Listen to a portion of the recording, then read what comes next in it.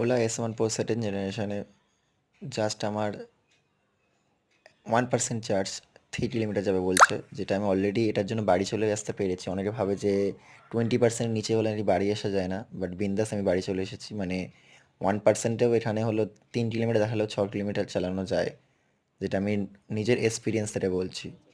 আর এখানে ওলার charging time সবাই জিজ্ঞাসা করে, তো ওলার 0% থেকে বা একদম 5%-এর নিচে চার্জ দিলে মিনিমাম আপনার অ্যাপ্রক্স আপনি বলতে পারেন 6 ঘন্টা 20 মিনিটের মধ্যে আপনার ফুল চার্জ হবে, যদি আপনার 5%-এর নিচে চার্জ থাকে, যেটা হাইয়েস্ট চার্জিং টাইম যদি বলতে পারেন। আর এটা হলো হাইপার চার্জার, যেটা দেখায় 1 ঘন্টা ফুল চার্জ হয়ে যাবে, যেটা স্টেশন আছে, 3টে স্টেশন আছে, নিউ টাউন, বালিগঞ্জে।